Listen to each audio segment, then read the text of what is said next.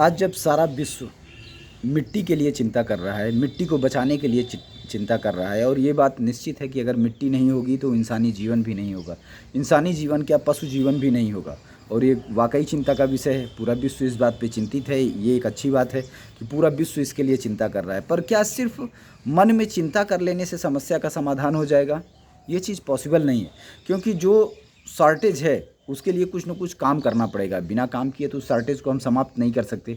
तो बिना संरक्षण के, बिना मिट्टी को संरक्षित किए व्यवहारिक तौर पर हम मिट्टी को कभी बढ़ा नहीं सकते।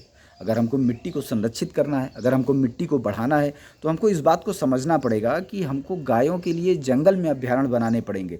जब तक हम जंगलों का इस्तेमाल गायों के लिए नहीं करेंगे, जब तक हम गायों के रहने की जगह को जंगल घोषित नहीं करेंगे या जंगलों को ये चीज़ नहीं अलर्ट करेंगे कि कोई भी जंगल हो, किसी भी तरीके का जंगल हो, गायों के लिए एक अभयारण्य है।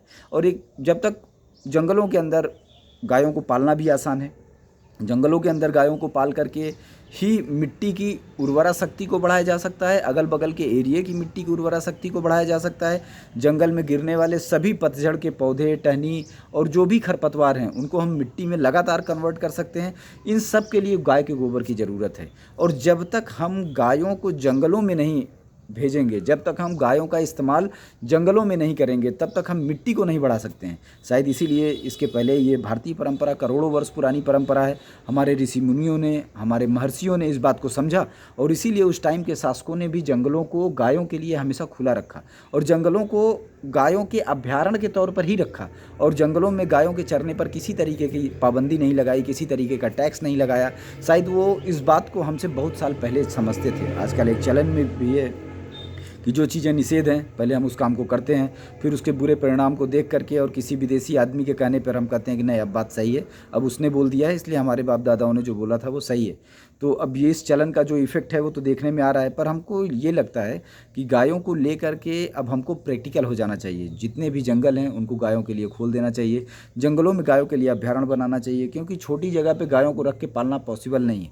ये अनप्रैक्टिकल टाइप का है, क्योंकि जो गायें दूध देती हैं, जो गायें ऑलरेडी वर्किंग में हैं, उनके अलावा दूसरी गायों को संरक्षित करना, पालना उतना व्यवहारिक नहीं है जितना कि पेपर पे है। हो सकता है पेपर पे रिपोर्ट भी बना के दे दी जाए, हो सकता है पेपर पे बाकी चीज़ हो जाए, पर व्यवहारिक तौर पर ये बात फिक्स है कि अगर हम गोवंश को पालना चाहते हैं, अगर हम गोवंश को बचाना चाहते हैं, तो हम मिट्टी को बचाना चाहते हैं। अगर हम मिट्टी को बचाना चाहते हैं तो हम गोवंश को जंगल तक लेकर के जाएंगे।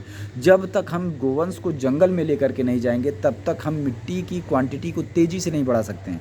क्योंकि जंगलों में पतझड़ के वृक्ष होते हैं, वो बहुत ज़्यादा मात्रा में उनके पत्ते गिरते हैं, घासें जो होती हैं वो सूख जाती हैं, और उनको मिट्टी में कन्वर्ट करने के लिए ज़रूरी है कि वहाँ पर गाय का गोबर हो। गाय के गोबर को होने के लिए ज़रूरी है कि उनको गाय के चारागाह के तौर पे इस्तेमाल किया जाए। जानवर जाएँ वहाँ चरें और वो अपने आप वहाँ पर गोबर करेंगे और उसकी वजह से वो नेचुरल तरीके से मिट्टी में कन्वर्ट होगा। इससे जंगलों की भी वृद्धि होगी, जंगलों के किनारे इधर उधर लगे हुए वृक्षों पर भी मिट्टी की वृद्धि होगी।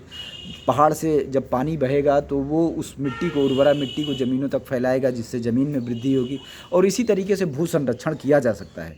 तो भू संरक्षण करने वालों से ये मेरा अनुरोध है कि प्लीज़ वो जंगलों को गायों के अभयारण्य के तौर पर खोल दें और प्रैक्टिकली इस बात को समझें।